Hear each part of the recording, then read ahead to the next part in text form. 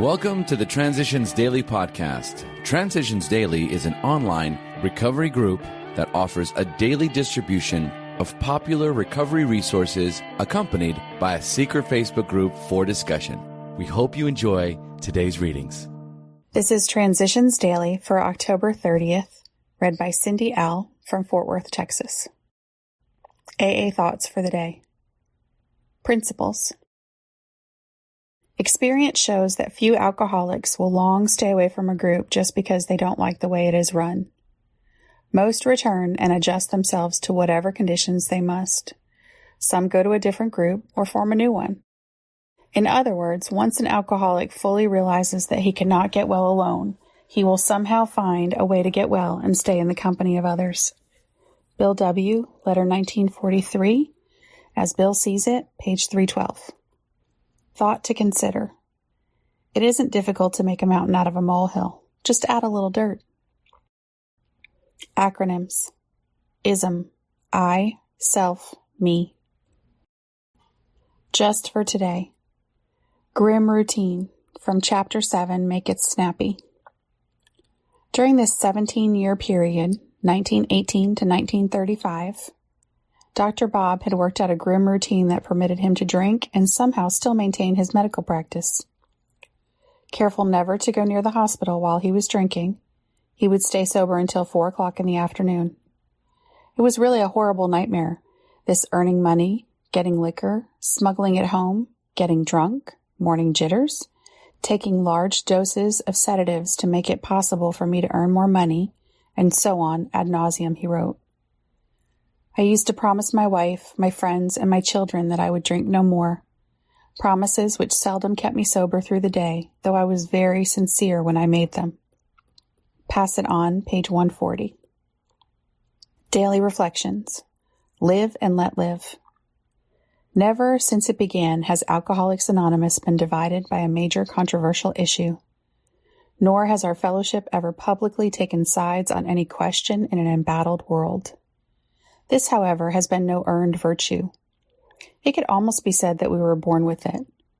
So long as we don't argue these matters privately, it's a cinch we never shall publicly. 12 Steps and 12 Traditions, page 176. Do I remember that I have a right to my opinion, but that others don't have to share it? That's the spirit of live and let live.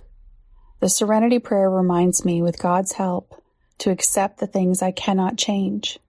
Am I still trying to change others? When it comes to courage to change the things I can, do I remember that my opinions are mine and yours are yours? Am I still afraid to be me? When it comes to wisdom to know the difference, do I remember that my opinions come from my experience? If I have a know-it-all attitude, aren't I being deliberately controversial? As Bill sees it. Loving advisors. Had I not been blessed with wise and loving advisors, I might have cracked up long ago. A doctor once saved me from death by alcoholism because he obliged me to face up to the deadliness of that malady. Another doctor, a psychiatrist, later on helped me save my sanity because he led me to ferret out some of my deep-lying defects. From a clergyman, I acquired the truthful principles by which we AAs now try to live. But these precious friends did far more than supply me with their professional skills. I learned that I could go to them with any problem whatever. Their wisdom and their integrity were mine for the asking. Many of my dearest AA friends have stood with me in exactly this same relation. Often, they could help where others could not, simply because they were AAs. Grapevine, August 1961. Big Book quote. The fact is that for most alcoholics, for reasons yet obscure, have lost the power of choice in drink. Our so-called willpower becomes practically non-existent. We are unable at certain times to bring into our consciousness with sufficient force the memory of the suffering and humiliation of even a week or a month ago. We are without defense against the first drink. Alcoholics Anonymous, There is a Solution, page 24. 24 hours a day. AA Thought for the Day. I have real friends where I had none before. My drinking companions could hardly be called my real friends, though when drunk we seemed to have the closest kind of friendship. The idea of friendship has changed. Friends are no longer people whom I can use for my own pleasure or profit.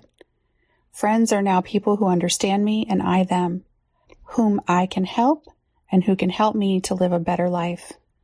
I have learned not to hold back and wait for friends to come to me, but to go halfway and to be met halfway, openly and freely. Does friendship have a new meaning for me? Meditation for the day. There is a time for everything.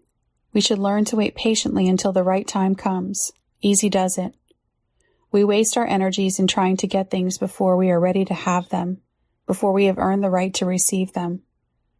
The great lesson we have to learn is how to wait with patience. We can believe that all of our life is a preparation for something better to come when we have earned the right to it.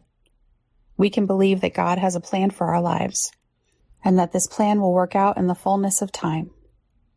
Prayer for the day. I pray that I may learn the lesson of waiting patiently. I pray that I may not expect things until I have earned the right to have them.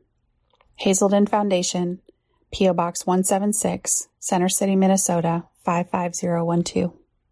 I am Cindy, and I am an alcoholic. We hope you enjoyed today's readings.